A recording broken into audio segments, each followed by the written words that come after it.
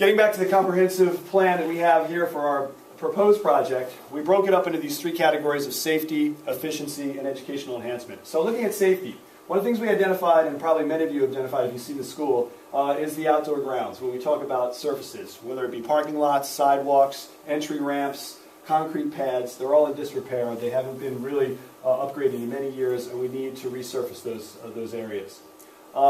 Another very important aspect of the school's plan, and this is a proposed plan of different sections of the project. So what we're proposing with aspects of safety is resurfacing all the parking lots, also creating new sidewalks and resurfacing existing sidewalks, and correcting any problems with the entry pads that exist around the building as well. With that said, what we want to do here, which is really to improve the access to the building. Right now there's a sidewalk that goes to the gazebo. So we want to try to redirect the sidewalk so that we build a new one that comes into the corner of the science wing, and then also create sidewalks that allow students either to enter into the science wing here or come around to the front of the building. Right now there isn't that. I mean, you basically have to walk across the grass. Another problem is with student parking, staff parking, and parent drop-off. Right now, most kids get dropped off either at the back of the school or at the science wing in the morning or picked up in the afternoon. The cars come in, they drop kids off, and then they swing out, and then they hit either onto 313 or 22. So we want to eliminate that because one of the problems is we've got students walking across pathways of traffic, which is a very unsafe condition. We've got all these cars that are coming into the building, and then people are walking across the traffic. So we want to eliminate that road and replace it with a newer, wider access point over here so that we can reduce the interaction of kids with cars.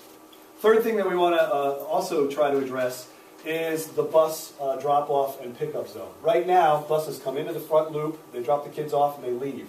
We have to stop traffic on Route 22. We also have parents that are dropping kids off in the morning, especially elementary kids. They're parking in the White Creek office.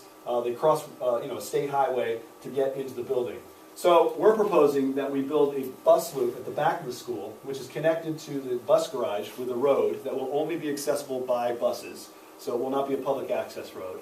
Buses come in, they park.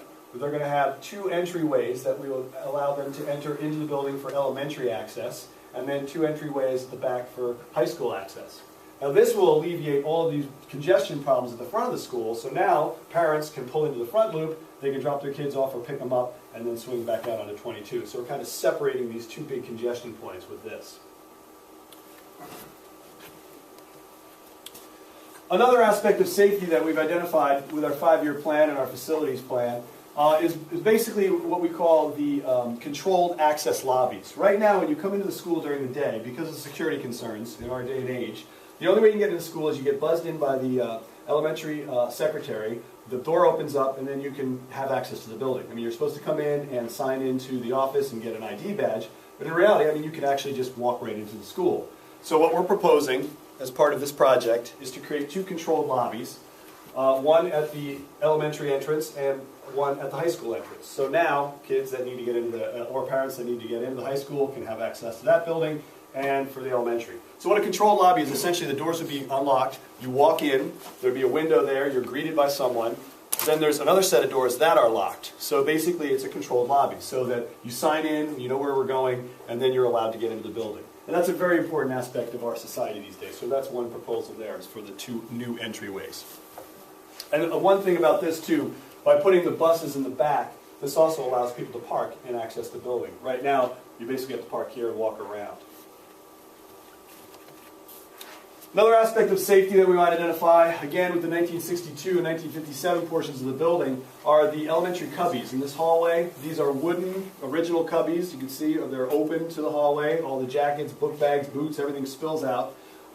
This is a problem for our insurance and also for our fire code, because a hallway is supposed to be a clean exit way. So if there is a fire in the building, students are supposed to get into a hallway and exit the building safely. Well, here you have flammable material, trip hazards, and the situation needs to be improved. So what we want to do is replace these with metal lockers that will have doors on them. Now we recognize that these are elementary kids, so we're not going to be giving them combinations, but you need to have a enclosed space so that all their stuff is contained and there's no flammable material exposed, so kids can exit the building if there was any type of fire hazard. Another aspect of safety has to do with the gymnasium. Again, constructed in 1962. One safety problem we have is the gym floor. It has outlived its useful life. It was installed in 1962. It's been resurfaced as many times as it can be resurfaced. It's also designed as a floating floor. And at one point in the past, someone had been fastening it down, so now it's actually pulling itself apart. It's designed to expand and contract with changes in temperature. And once it's been fastened, now that's not allowed, so it's starting to buckle and become unsafe. So we need to replace that. The locker rooms also are circa 1962.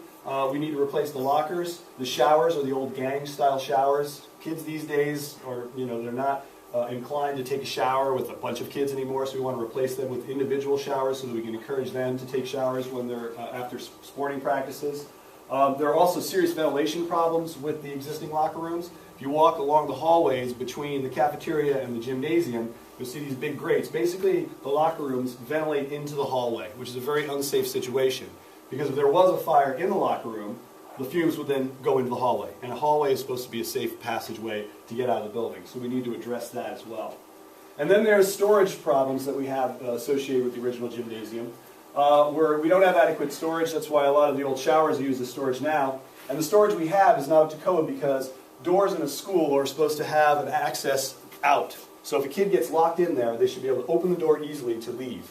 These are garage doors, so that's a problem. I mean, if the door gets closed, someone could get trapped in there. So we want to replace those with new doors that we can have up to code and also to create more room for storage. Also, with safety proposals, the playground. There's some pictures here. You can see that the playground is in disrepair, so it definitely needs to be replaced. The good news with the playground is that the playground committee that exists within town has been raising money over years to try to replace the playground. So they have committed the local share funds for the playground aspect.